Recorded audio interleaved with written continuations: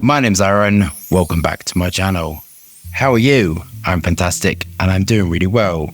And today I am viewing Tom Ford Grey Vetiver Parfum, and the price is everywhere, kind of everywhere. This is £98.99 for 50ml. Grey Vetiver elicits the essence of debonair masculinity, merging sustainably resourced vetiver with warm orange flower and rich spices. Well, that sounds very nice. I'd love to sort of see, I don't know if it has it on the site. It says sustainability. Because I know when I'm buying organic or something, there's so much paperwork and you can show it if it says that it's sustainable.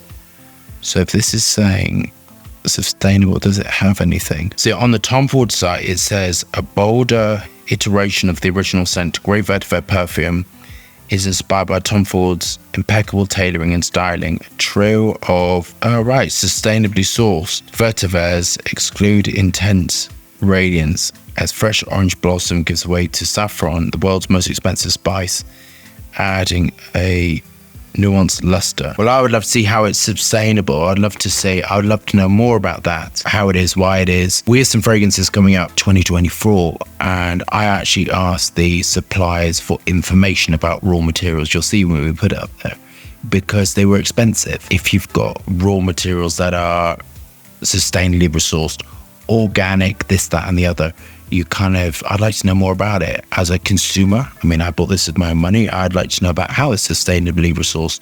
You know, is it fair trade? Is it this? Is that? Let's look at the atomizer.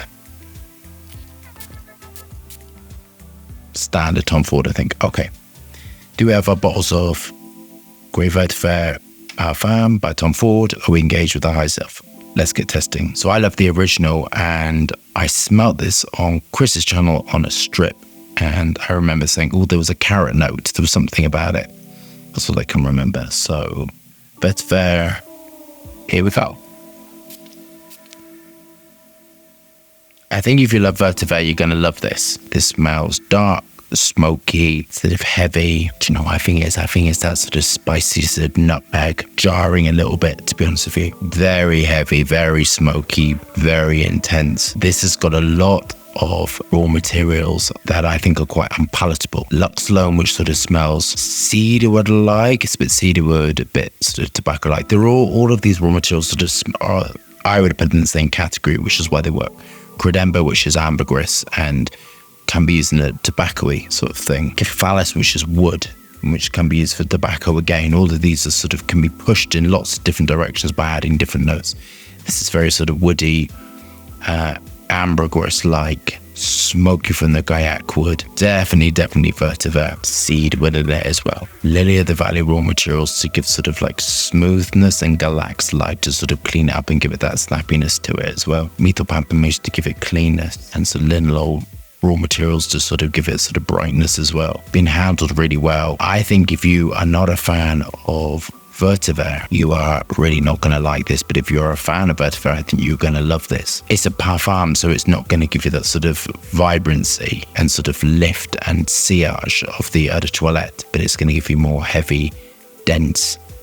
It feels very heavy, dense, and grey. I mean, it smells very grey. It's fitting with sort of the name and fitting with sort of what it is as well. As it settles, that sort of slight spicy, eugenol, nutmeg sort of thing is sort of drying down. It's becoming more palatable. I love Haitian Vetiver because it's cleaner. It's sort of not got that sort of smokiness, cigarette sort of finish of the other type, which I can't remember because I never use it. Within perfumery, the quality of the naturals is key. So if you've got, I know Vetiver especially, if you get sort of the cheaper Vetivers, they smell a little bit sort of unrefined, and the more expensive, the viscosity changes as well. So actually on the cheaper Vetiver, it can smell sort of like tar-like. And when I first started working with Vetiver, that's what I got just to try. Really didn't like it, and I sort of smelled it in a few perfumes as well.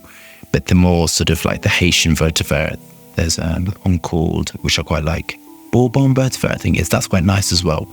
And the more sort of like that end Vetiver I like, it's sort of cleaner, fresher. But I know some of you out there really love sort of full-on smoky, sort of tobacco-y nuances with it as well. On to my final thoughts.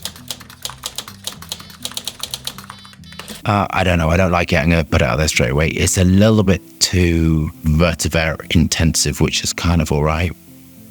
But I think if you love green, I think if you love dark, I think if you love smoky, I think if you love all that sort of stuff, you kind of love it. And I've got the Eau de Toilette, and in a minute I'm going to be trying both to see what I think the difference is, what I recommend. I think this is definitely masculine. I can't imagine many women wearing this, but if you love sort of heavy duty fragrances, dense, heavy, I think you're going to love it. I think the construction in this and the technical ability is absolutely amazing. I think it stands on its own. I think it's Tom Ford doing what Tom Ford do best. I think the price is really good, actually. And the price is really good. I think the finish is really good. Yeah, what it is really good, but I just don't like vetiver, and I don't like this sort of depth of sort of smokiness and sort of this sort of darkness. To me, it smells a little bit unpalatable, but we're all allowed to have our preferences. I think I'm going to mark it an 8 out of 10. I think it's really great. I think it's brilliant perfumery. I think the Perfumer handled this really great. I think they took the original and sort of amped it up and made it heavy duty, but it's kind of not really for me. I would have loved some sort of bit more life to it. I would still love that intensity, but just sort of a little bit sort of brightness to it. To me, it's sort of too heavy, too dark, too grey. But I think if you love vetiver, I think you love this.